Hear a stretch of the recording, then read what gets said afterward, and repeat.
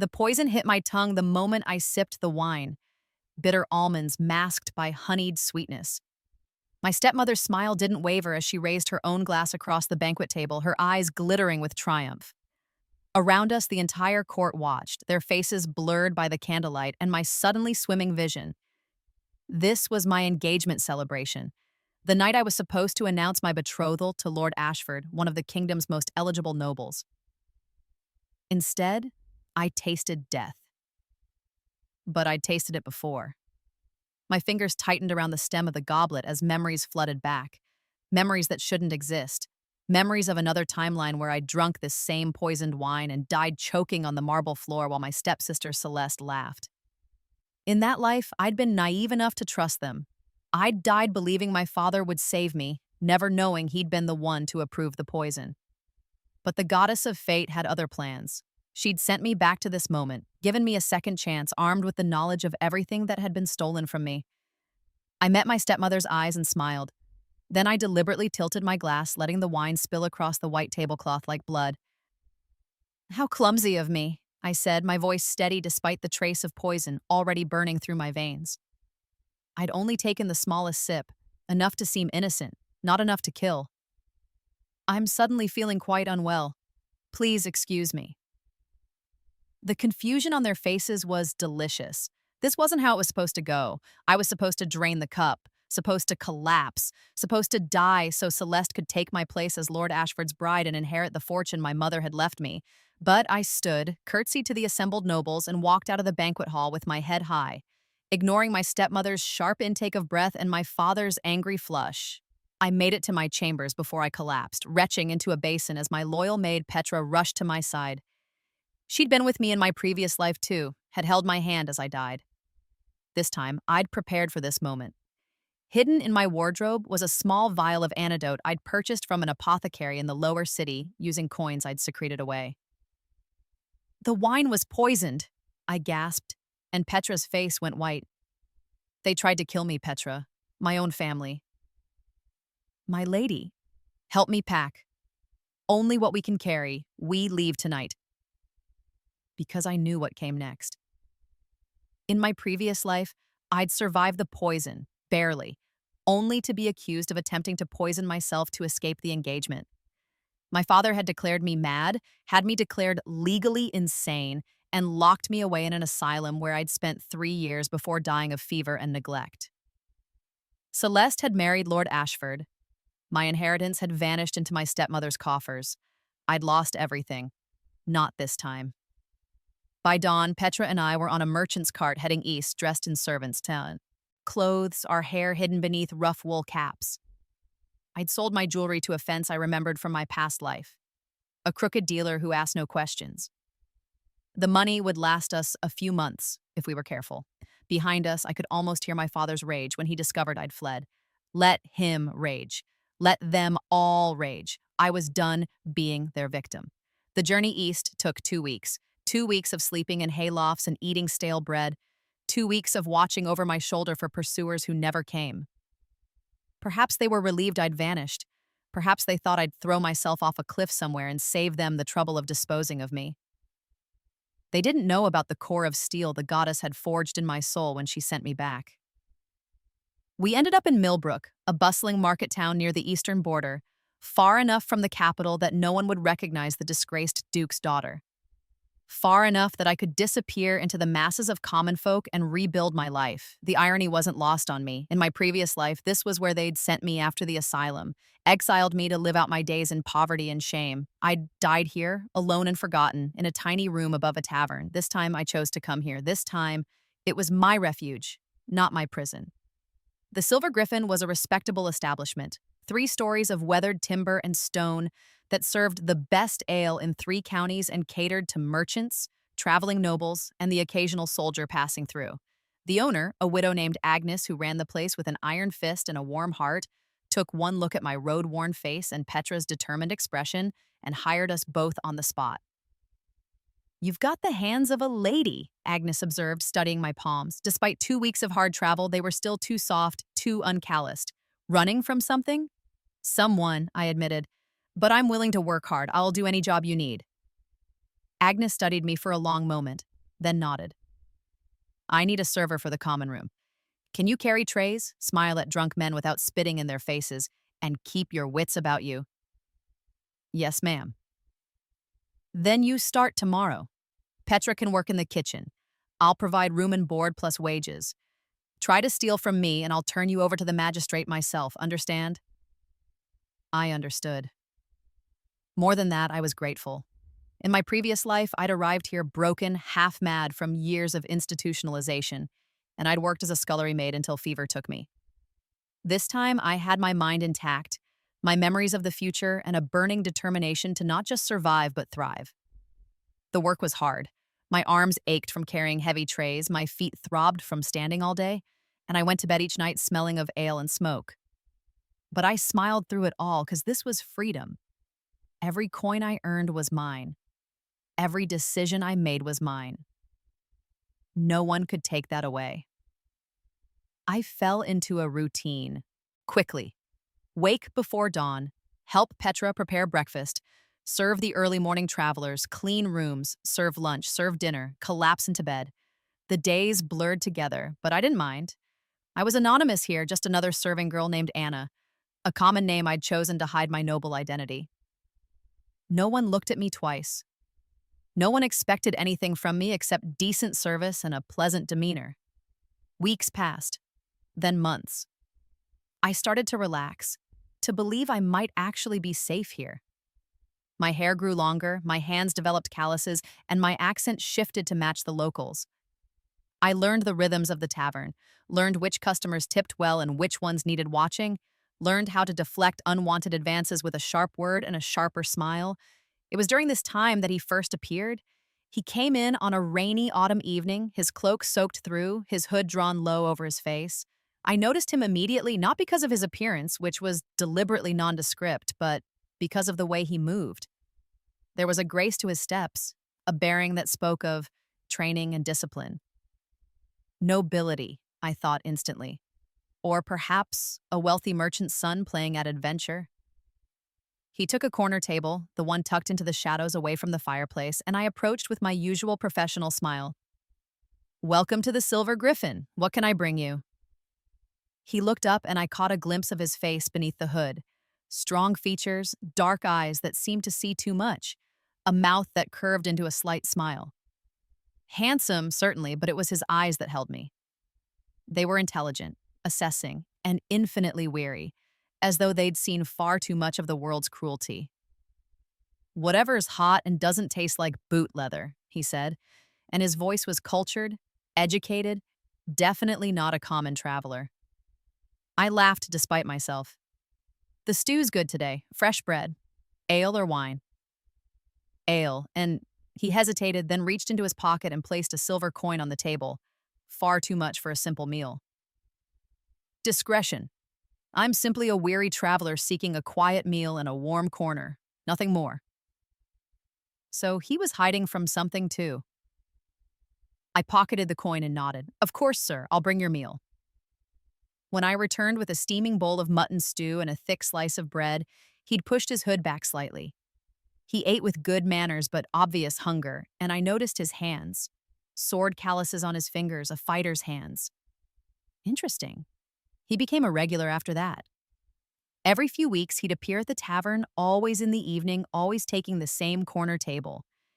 He never caused trouble, always paid well, and after a few visits, we fell into an easy rapport. He'd make sardonic comments about the other patrons, and I'd reply with observations about human nature gleaned from months of serving drunks and braggarts. I learned his name was Marcus, almost certainly, false, and that he traveled frequently on business he wouldn't discuss. He learned I was Anna, a girl from the South who'd come north seeking her fortune. We both understood we were lying to each other, and somehow that made our conversations more honest than most. "You're wasted here," he said one evening, watching me deftly balance 4 tankards on one tray while simultaneously dodging a drunk merchant's groping hand. "You have intelligence. Grace. You should be serving in a noble's household at minimum." "Noble households come with their own dangers," I said lightly, setting his usual stew before him. "Here, the worst I face is the occasional grabby customer. I can handle that." His eyes darkened. Has anyone? Agnes doesn't tolerate harassment. The last man who got too friendly found himself banned for life and nursing a broken nose. I can take care of myself. I don't doubt it. He studied me with that too perceptive gaze. But still, you seem like someone running from something. Or someone. Aren't we all running from something? I countered, and he smiled, acknowledging the hit. These conversations became the highlight of my weeks. Marcus was educated, well-read, and possessed a dry wit that matched my own. He never pressed me for details about my past, and I returned the courtesy. Sometimes we'd talk for hours on slow nights, discussing everything from philosophy to politics to the best way to roast a chicken. Other times we'd sit in comfortable silence while he wrote in a small leather journal and I polished glasses. I found myself looking forward to his visits with an anticipation that had nothing to do with his generous tips. There was something deeply restful about spending time with someone who saw through my disguise but didn't demand explanations. In a strange way, we were friends, two people hiding from their past and finding solace in anonymity. A year passed, then two. I celebrated my 22nd birthday in silence, remembering that in my previous life I'd been dead by now, my body buried in an unmarked grave in the asylum cemetery. This life, this second chance, was a gift I never took for granted. My father had surely given up searching for me by now. Perhaps they'd declared me dead. Perhaps Celeste had married Lord Ashford as planned, had claimed my inheritance, had everything she'd schemed for. Sometimes, late at night, I felt the old anger rising, the desire for revenge, for justice, for them to pay for what they'd done to me. But mostly, I felt free. I'd built a life here. Agnes had made me assistant manager, trusting me with the accounts and the staff schedules. I'd saved enough money to buy decent clothes, to afford small luxuries. Petra had married a local blacksmith and seemed genuinely happy. I had friends, stability, peace. Was that enough? Could I let go of the past and simply live this new life?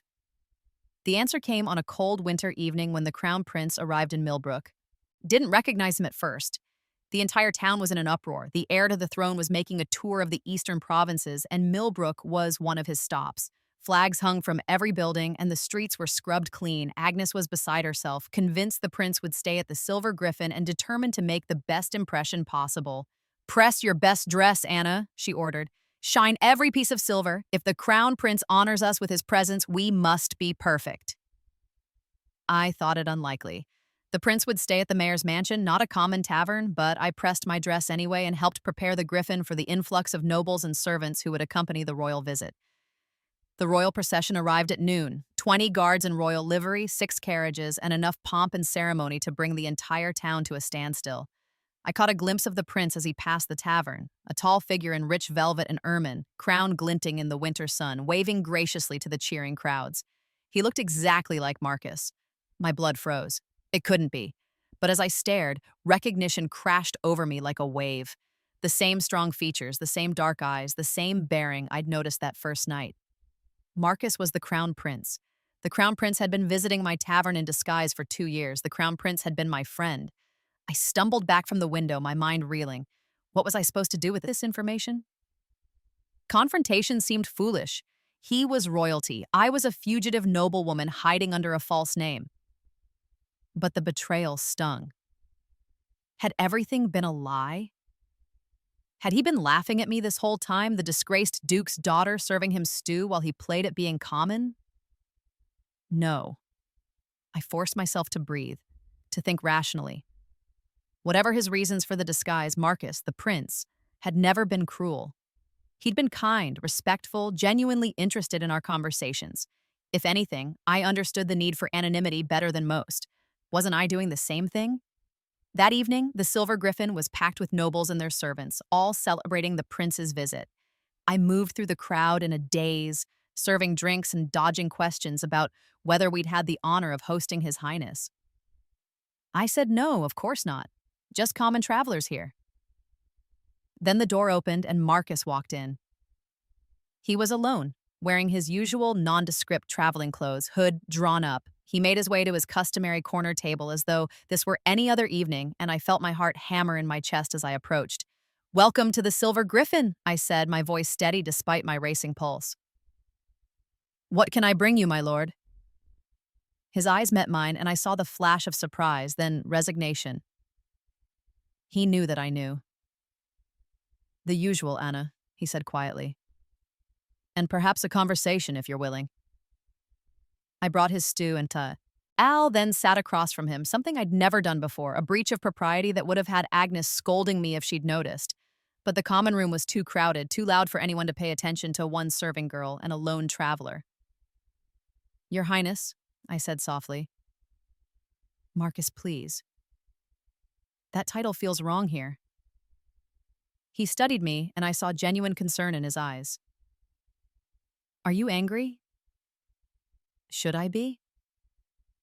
I deceived you. For 2 years, I let you believe I was someone I'm not. Aren't we all deceiving someone? I echoed his earlier words back to him, and he smiled slightly. You're not the only one with secrets, Your High, Marcus. I know. His gaze sharpened. You're not a southern girl named Anna seeking her fortune. Your accent is too refined when you forget to mask it. Your manners too polished. Your knowledge of court politics too detailed for a tavern wench. My breath caught. You knew? I suspected. But I didn't pry because I understood the need to hide. He leaned forward. I come here to escape the crown, the expectations, the endless political games. Here, I'm just Marcus, a man who can have an honest conversation without wondering about ulterior motives. You gave me that gift. I hoped I gave you the same. Tears pricked my eyes unexpectedly. You did. These past 2 years. This life I've built here. It saved me. From what? I hesitated, then made a decision. He'd been honest with me, as honest as he could be while protecting his identity. I owed him the same. From my family, I said quietly. From the people who should have loved me but tried to destroy me instead. And I told him everything. About my stepmother's poison, my father's betrayal, the asylum in my previous life that I barely mentioned, framing it instead as a nightmare they'd threatened me with. I told him about fleeing in the night, about rebuilding my life from nothing, about finding peace in anonymity. I didn't tell him about the rebirth, about the memories of dying. Some secrets were too strange to share, but I told him enough that he understood the shape of my past, the reasons for my exile. When I finished, his face was grave. Your father is Duke Asherton. It wasn't a question. Of course he knew. He would have made it his business to know about all the noble families. Yes, and my stepsister Celeste married Lord Ashford 3 years ago, using my inheritance to secure the match. They declared me missing, presumed dead. It was very convenient for them. Not dead, Marcus said, his voice hard. Very much alive. And they will answer for what they did to you. No. I reached across the table, stopping just short of touching his hand, too familiar a gesture for a servant to make with royalty. I don't want revenge. I just want to be left alone. Please, Marcus, Your Highness, don't reveal me. Don't drag me back into that world. I'm happy here. He studied me for a long moment, and I saw the war in his eyes, the prince, who wanted justice warring with the man who understood the value of escape. What if I could give you both, he finally said. Justice and freedom? How? Trust me. Give me time to make some arrangements. You've hidden for 3 years. Can you hide a few months more? I wanted to refuse. I wanted to tell him I didn't need his help, that I'd survived this long on my own and could keep surviving. But the truth was, I was tired. Tired of looking over my shoulder, tired of pretending, tired of living half a life. What do you have in mind? Marcus smiled, and for the first time I saw the crown prince in that smile. Not the weary traveler, but a man who knew how to move kingdoms. Leave it to me, but Anna, or whatever your real name is, Alara, Lady Alara Asherton. Lady Alara. He said my name like a promise. Trust me when I say that your family will face justice. But more than that, you'll be free. Truly free, not just hiding. Will you trust me? I thought about the past 3 years, about our conversations, about the man who'd seen through my disguise but never exploited it. I thought about the gentle way he'd always treated me, the respect he'd shown a woman he believed to be a common serving girl. Yes, I said, I trust you. He left the next morning with the royal procession, and I didn't see him for 3 months. During that time, I tried to continue my normal life, but anxiety gnawed at me. What was Marcus planning? Would he betray my location? Would my father's men come for me? But no one came. Life at the Silver Griffin continued unchanged, except for Agnes's endless reminiscing about the night the Crown Prince's party had filled her tavern. She didn't know that he'd been coming here for years, and I saw no reason to enlighten her. Then, on the first day of spring, a royal messenger arrived at the tavern. I seek a woman named Anna, he announced to the common room, and my heart stopped. This was it. Whatever Marcus had planned, it was happening now. I'm Anna, I said, stepping forward. The messenger bowed to a tavern wench, and presented me with a sealed letter bearing the royal crest. Every eye in the room was on me as I broke the seal with trembling fingers. Lady Alara, your presence is requested at the royal palace in the capital. A carriage will arrive tomorrow to transport you in comfort and safety. You are under the crown's protection, and I swear on my honor that you will come to no harm. It is time to reclaim what was stolen from you. Marcus. I read it 3 times, my mind spinning. The entire tavern was silent, everyone staring at me with varying expressions of shock and confusion. Well, Agnes demanded, what does the Crown Prince want with you? I looked at her, at Petra, who'd emerged from the kitchen, at the faces of people who'd become my friends and colleagues over the past 3 years. The truth, I said quietly. I'm not who I said I was. My name isn't Anna, I'm Lady Alara Asherton, daughter of Duke Asherton, and I've been in hiding for 3 years. The Crown Prince is summoning me to court. The explosion of questions and exclamations was deafening, but I barely heard them. My mind was already racing ahead, imagining what awaited me in the capital.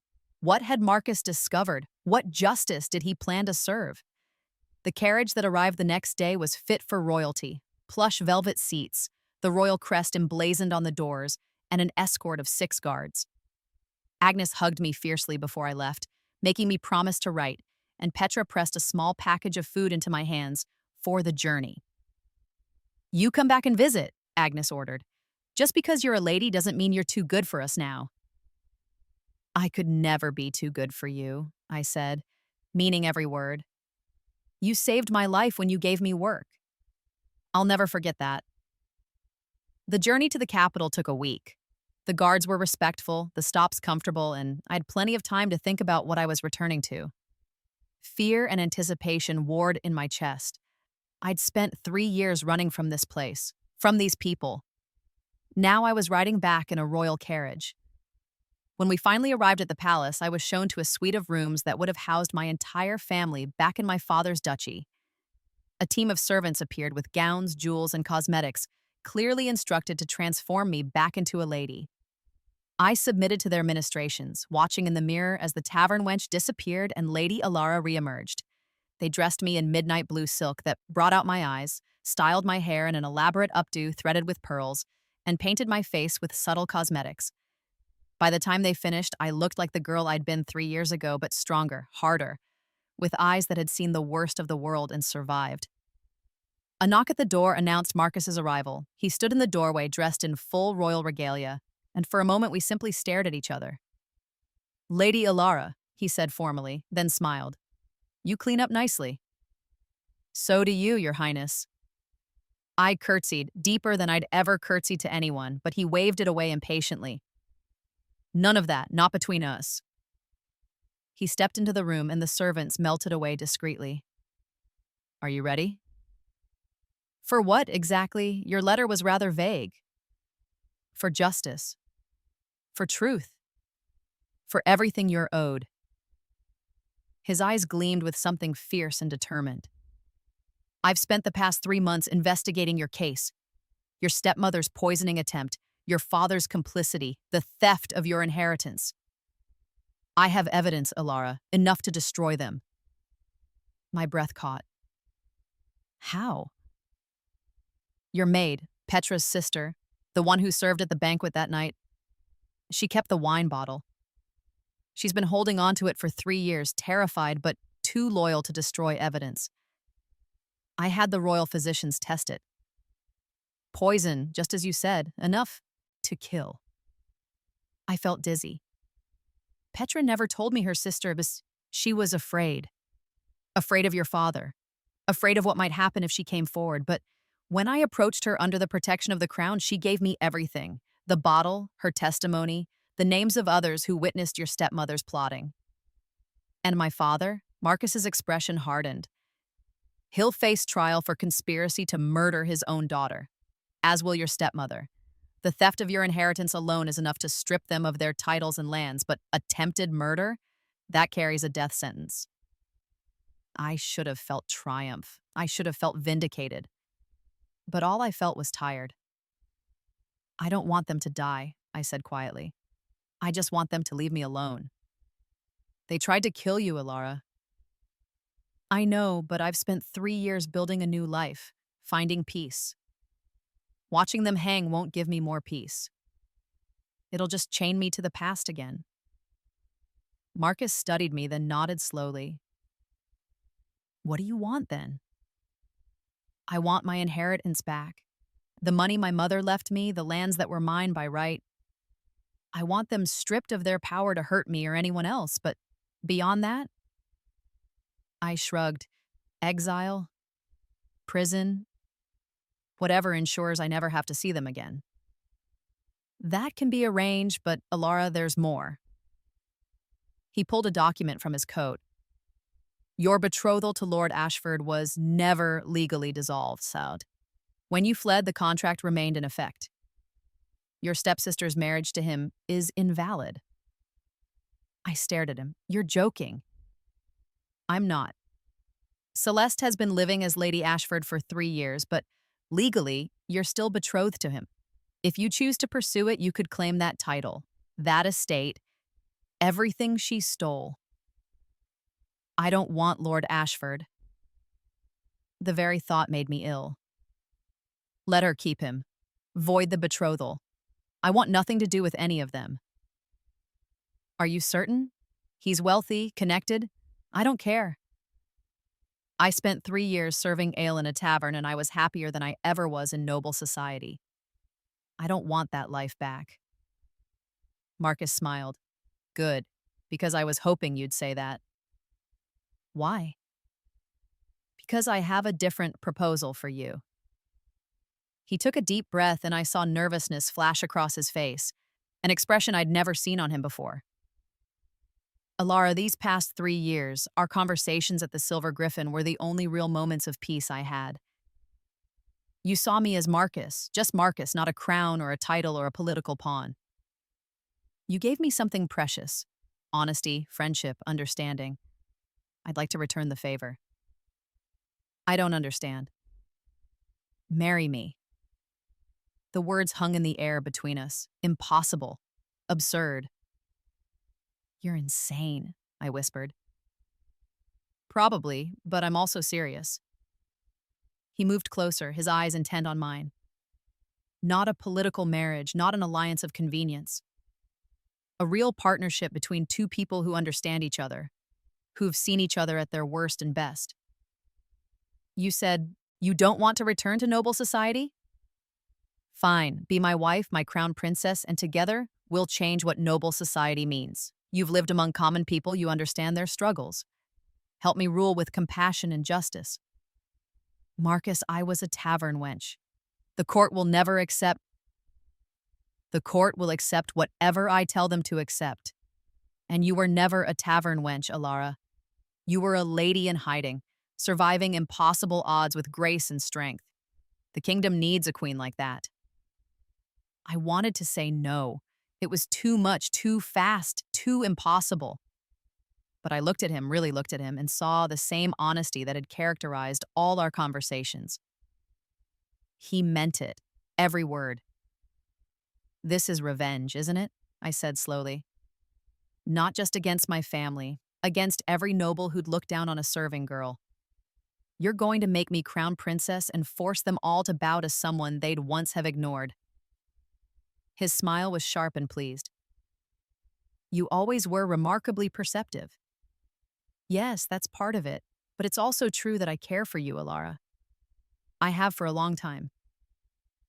These past 3 years, you were the only real thing in my life. I'd like to make that permanent.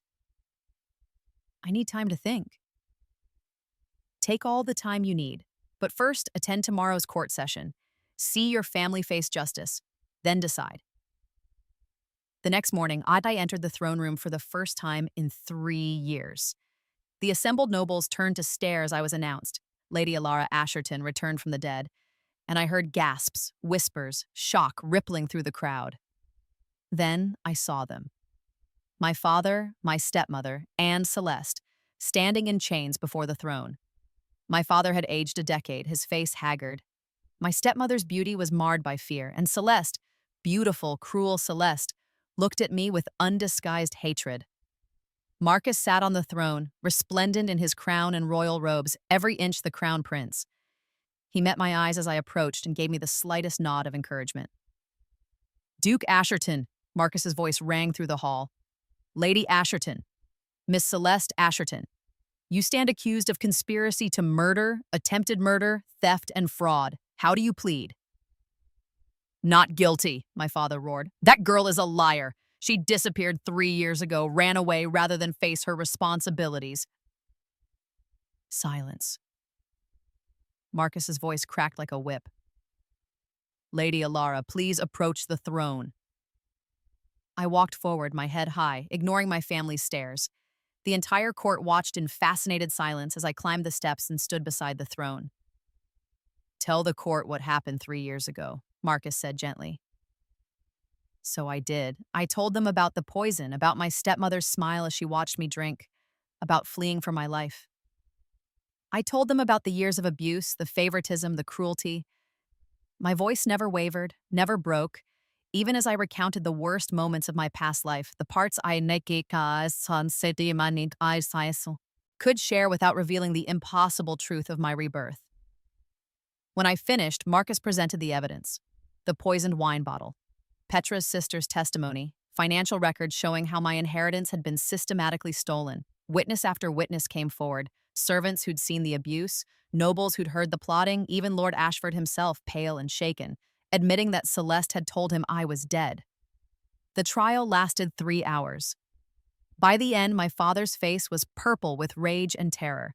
My stepmother was weeping, and Celeste was screaming that it was all lies, all fabrications. The verdict was unanimous. Guilty on all counts. Duke Asherton, Marcus pronounced, you are hereby stripped of your title, lands, and wealth. All property reverts to your daughter, Lady Alara, the rightful heir. You and your wife are sentenced to life imprisonment for attempted murder. Your daughter Celeste is sentenced to 10 years for conspiracy and fraud. No, Celeste shrieked. This is impossible. She's nothing. A serving girl, She is the future crown princess, Marcus said calmly, and the court erupted into chaos. I stared at him, shocked. We hadn't discussed this. I hadn't given him an answer yet. He stood, and the court fell silent. Then he descended the steps and knelt before me, the crown prince, kneeling before a woman the court had believed dead. Lady Alara Asherton, he said, his voice carrying to every corner of the hall. You have endured suffering that would have destroyed lesser souls. You have survived betrayal, exile, and poverty with grace and strength. You have built a new life from nothing and asked for nothing in return. You are the strongest, bravest, most remarkable woman I have ever known. He pulled a ring from his pocket, a band of platinum set with a single perfect diamond. Will you do me the honor of becoming my wife? Will you help me rule this kingdom with the wisdom and compassion you've shown me? Will you be my crown princess, my partner, my friend? Every eye in the room was on me. I could feel my family's shock, the court's disbelief, the weight of the moment. This was my choice. I could say no, take my inheritance, and disappear back to my peaceful life at the Silver Griffin. Or I could say yes and step into a role I'd never imagined, never wanted. I looked at Marcus, at the man who'd been my friend when he could have been my sovereign, who'd sought justice for me when he could have ignored my past, who'd seen me at my lowest and offered me his highest honor. Yes, said, and the word felt like stepping off a cliff into open air. Yes, I'll marry you. The roar of the court was deafening. Marcus stood and slipped the ring onto my finger, then kissed my hand with a gentleness that made my heart ache. Behind us, I heard my stepmother's wails, my father's curses, Celeste's screams of rage. I didn't look back at them. They were my past. Marcus, the crown, this impossible, new future, that was what lay ahead. The next months passed in a whirlwind of preparation. The royal wedding was to be the event of the decade, and the palace was transformed into a hive of activity. Dressmakers, florists, musicians, and planners descended from all corners of the kingdom. Through it all, Marcus stayed close, ensuring I never felt overwhelmed. "You can still change your mind," he told me one evening as we walked through the palace gardens.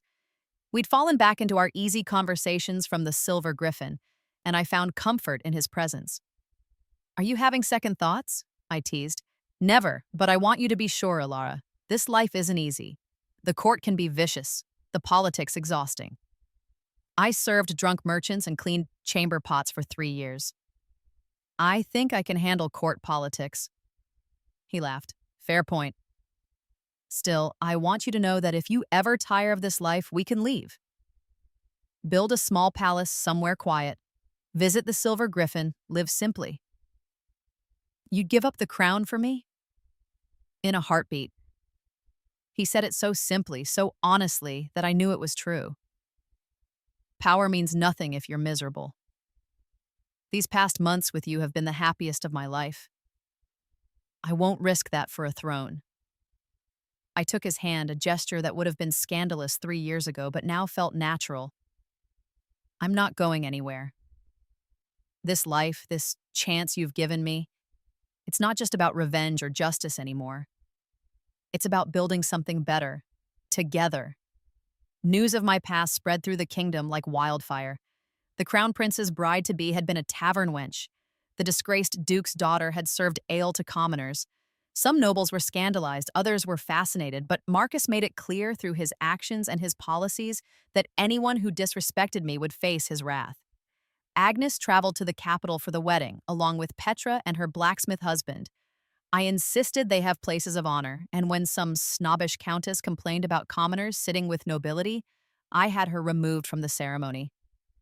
"Your Highness," the wedding planner protested, "we can't simply disinvite nobility." "Watch me," I said pleasantly. "This is my wedding, and I'll invite who I choose." Agnes gave me work when I was desperate. Petra stood by me through everything. They've earned their places here more than some baron who inherited his title and never worked a day in his life. The planner scurried away, and Marcus, who'd been listening from the doorway, applauded slowly. "There's the fire I fell in love with," he said, grinning. "You're going to be a magnificent queen." I was thinking I might be a rather improper one. Even better, this kingdom could use some impropriety. My family remained in prison, but I visited once before the wedding. Not for reconciliation, that was impossible, but for closure. The guards led me to my father's cell first. He looked diminished. In his gray prison clothes, his formerly proud bearing broken. When he saw me, rage flickered in his eyes, but it was underlaid with something else. Fear. "Come to gloat," he spat. "No, I came to tell you goodbye." I studied him through the bars, this man who was supposed to have loved me, protected me. "You were my father. You should have defended me, should have seen through my stepmother's lies. Instead, you chose wealth and status over your own daughter's life. I can't forgive that. But I can move forward without you." "That prince is using you," my father hissed. "Once the novelty wears off, he's more honorable than you ever were. At least he sees me as a person, not a chess piece to be sacrificed." I turned to leave, then paused. "I hope you have many years to reflect on your choices, Father. May they weigh heavily on you." My stepmother was next. She'd aged badly, her beauty ravaged by prison life and guilt. When she saw me, she began to weep. Please, Alara, I never meant the poison wasn't supposed to kill you, just make you sick enough to cancel the engagement. Celeste was so desperate to marry Lord Ashford, and I couldn't bear to see her unhappy. So you tried to murder me instead. My voice was ice. Your daughter's happiness was worth more than my life. It was wrong, I know that now. Please, if you have any mercy. I showed you mercy by not demanding execution. You'll live, but you'll live here, knowing that your daughter sits in a cell down the hall while I wear a crown. That seems like justice to me. I saved Celeste for last. She stood when I approached her cell, her beauty intact but her eyes filled with venom. Congratulations, sister, she said mockingly. You've won. The prince, the crown, everything I wanted. Are you satisfied? I never wanted any of this, I said honestly. I just wanted to be left alone. You made that impossible. You always thought you were better than me. Father's precious legitimate daughter, while I was just the bastard he legitimized out of guilt. You had everything handed to you. I had a title. You had love. Mother loved you, raised you as her own. I had a mother who died when I was 5 and a father who saw me as a tool. I shook my head. We both suffered, Celeste. But I chose to build a new life. You chose poison and lies. That's the difference between us. 10 years, she whispered, her composure finally cracking. 10 years in this place, while you live in a palace. It's not fair. No, I agreed. It's not. But it's justice. Maybe when you're released, you'll have learned something about consequences. I hope so. I don't hate you, Celeste. I pity you. Her scream of rage followed me down the corridor, but I didn't look back. The wedding took place on the first day of summer, in the grand cathedral that had hosted royal ceremonies for 500 years. I wore a gown of white silk and lace that took 6 seamstresses 3 months to create, with a train that stretched 20 feet behind me. Diamonds glittered in my hair, and I carried a bouquet of white roses and lavender. As I walked down the aisle, I saw the assembled nobles, the same people who would have ignored me 3 years ago, who'd gossiped about the disgraced duke's daughter, who'd probably assumed I was dead. Now they bowed as I passed. Now I was their future queen, but more importantly, I saw Agnes in the 3rd row, dabbing at her eyes with a handkerchief. I saw Petra beaming beside her husband. I saw Marcus at the altar, his eyes never leaving mine, his expression one of absolute devotion. This was real. This was happening.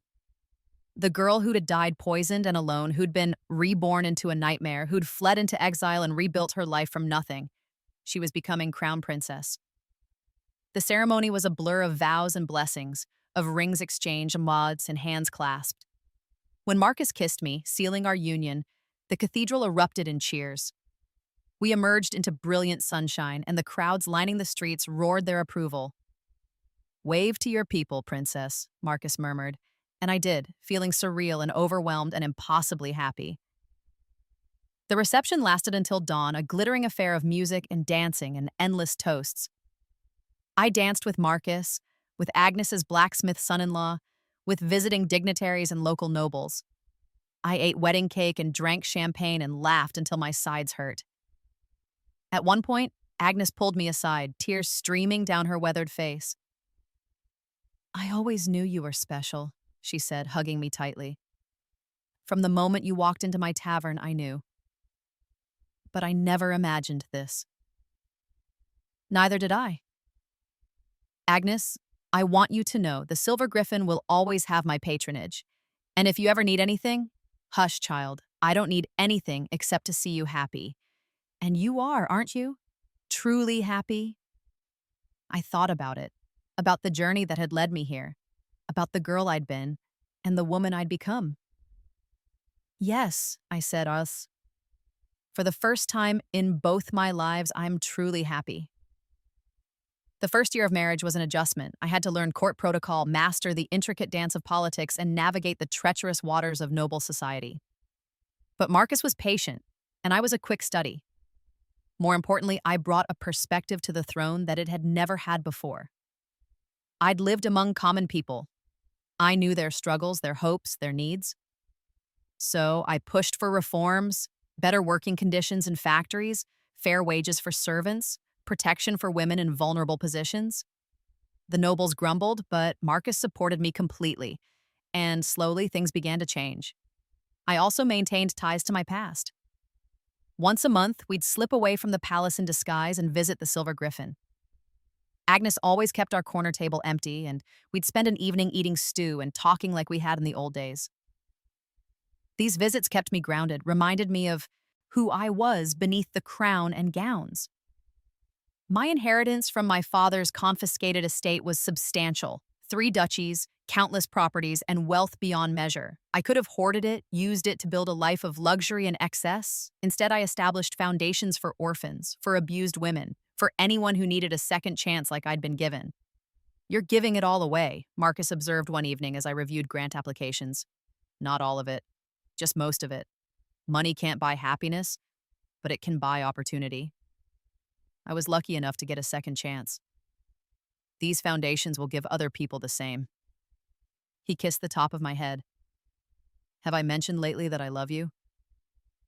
Not in the past hour. I was starting to worry. "I love you, Ilara. You make me better. You make the kingdom better." 2 years into our marriage, I received word that my stepmother had died in prison. Heart failure, the guard said. I felt nothing. No grief, no satisfaction, just nothing. She was a chapter of my life that had closed. Celeste had 5 years left on her sentence. I wondered sometimes what she thought about, alone in her cell. Did she regret her choices? Did she understand the magnitude of what she'd done, or did she still believe she was the victim? I'd never know, and I found I didn't care. She was my past. My present was here, building a kingdom, building a life, building something meaningful. 3 years after the wedding, I became pregnant. The entire kingdom celebrated, and Marcus was insufferably protective, hovering over me constantly.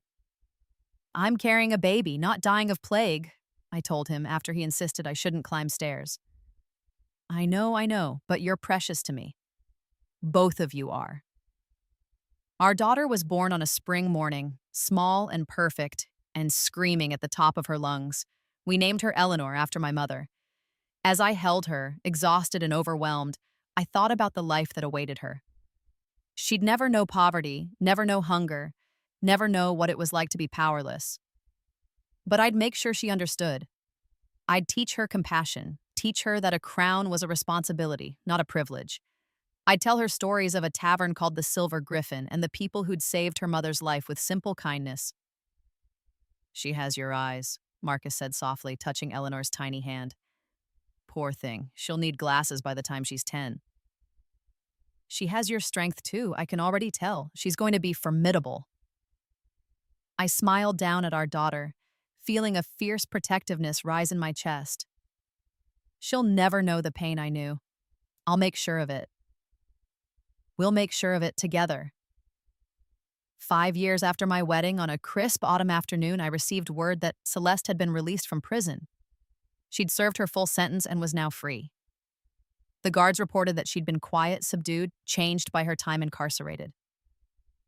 I debated whether to reach out, whether to offer her a chance at redemption.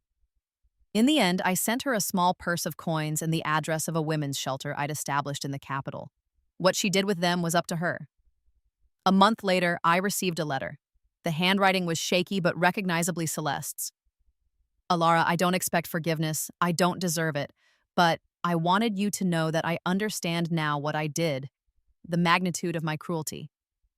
The years in prison gave me time to think, to see clearly for the first time in my life. I was jealous of you. Mother loved you in a way she never loved me, and I couldn't bear it. I wanted everything you had, and when father married your stepmother, I finally had an ally in my jealousy. We fed each other's worst instincts, convinced ourselves that you were the problem, that you didn't deserve your position. I was wrong. You did nothing but exist, and we tried to destroy you for it.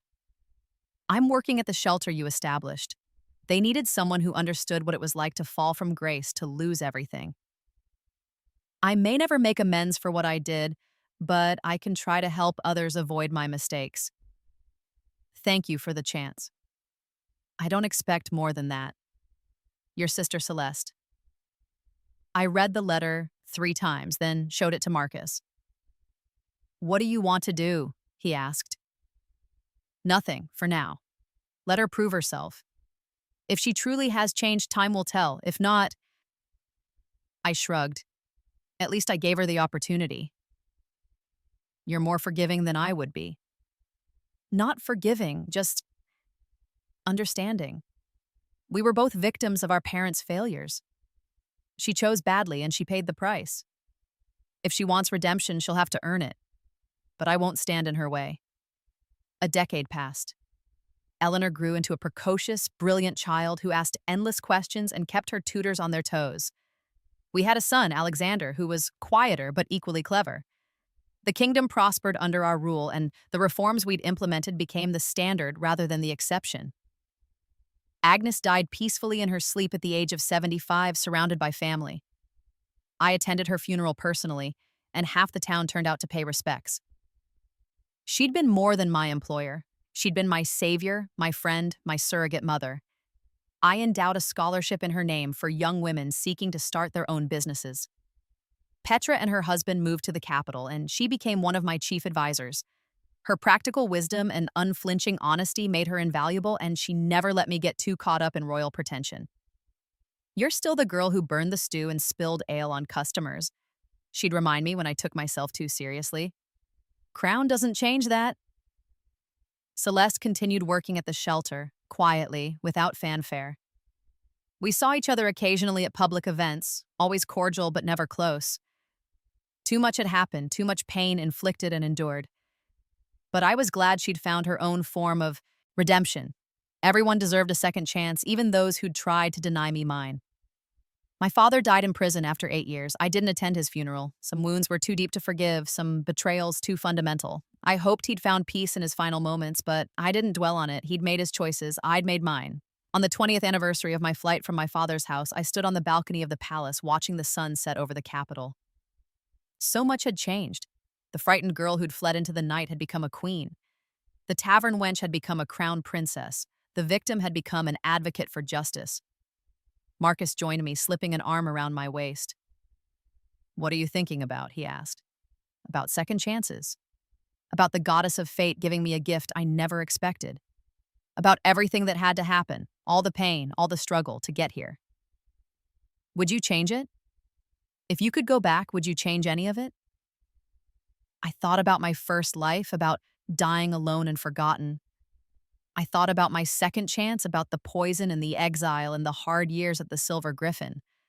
I thought about Marcus, about my children, about the kingdom we'd built together. No, I said firmly. I wouldn't change a thing. Every moment of suffering made me who I am. Every betrayal taught me compassion.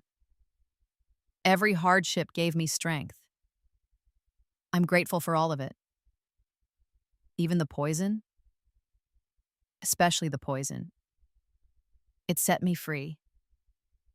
We stood together in comfortable silence, watching the stars emerge in the darkening sky. Somewhere in the city below, in a small tavern called the Silver Griffin, travelers were drinking ale and sharing stories. Somewhere, a young woman in trouble might be finding refuge. Somewhere, justice was being served and mercy was being granted. This was my kingdom now. These were my people.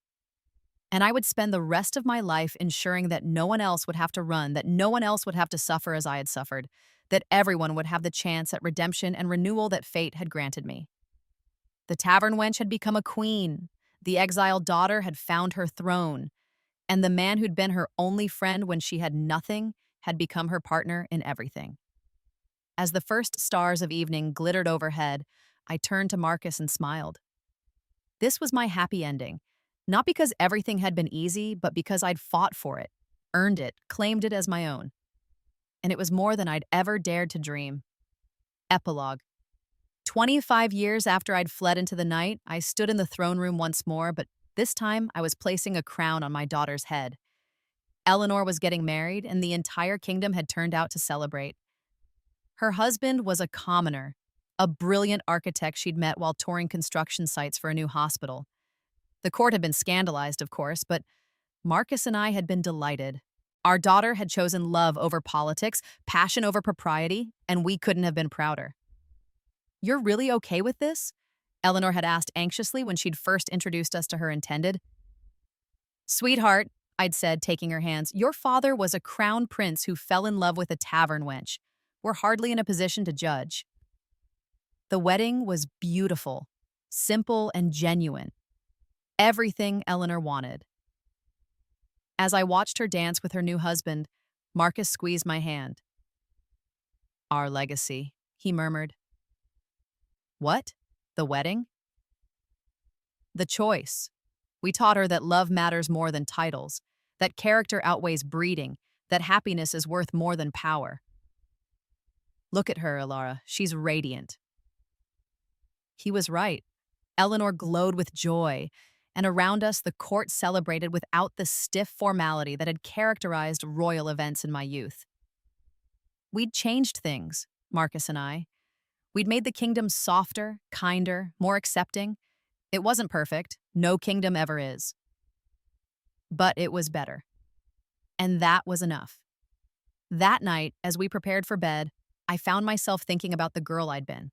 The one who'd drunk poison, the one who'd scrubbed floors, the one who'd thought she'd never be anything more than a survivor. "You're smiling," Marcus observed. "I'm happy. Is that allowed?" "For you, always." He pulled me close. "No regrets?" "None." "Well, maybe one." "What's that?" "I sometimes wish I could go back and tell that frightened girl in the tavern that everything would work out, that she'd be safe, loved, cherished, that her pain had meaning." "She already knows," Marcus said softly. "She's you, and you made sure her pain wasn't wasted. You turned it into compassion, into justice, into change. That's the best revenge, not destroying your enemies, but proving they never could destroy you." I kissed him, this man who'd seen me at my lowest and loved me anyway, who'd given me a crown but more importantly given me a home. "I love you," I said. "I love you too. My queen, my wife, my Anna from the Silver Griffin." We fell asleep in each other's arms, and I dreamed of taverns and poison, of second chances and justice served, of a life I'd built from ashes and determination. When I woke the next morning, sunlight streamed through the windows, and I could hear my grandchildren laughing in the gardens below. Alexander's twins, probably terrorizing their nursemaids again. I rose and dressed, ready to face another day. Another day of ruling wisely, of dispensing justice, of using my power to help those who had none. Another day of being grateful for the second chance I'd been given. The girl who'd been exiled had become a queen. The tavern wench had become a legend. And somewhere in the archives of the kingdom, my story would be recorded, a tale of betrayal and triumph, of death and rebirth, of a woman who'd refused to stay broken. I thought about the master prompt that had guided my first life, and this second one, the 5 acts, the narrative arc, the journey from victim to victor. I'd lived it, breathed it, embodied it. And now, standing in my palace with my crown and my family and my hard-won peace, I could finally say the words I'd never dared speak in my first life. I won. Not because I'd destroyed my enemies, though justice had been served. Not because I'd claimed a title, though I wore a crown. I won because I'd survived, because I'd grown, because I'd turned my pain into purpose and my suffering into strength. I won because I was happy, and that, in the end, was the greatest revenge of all, the end.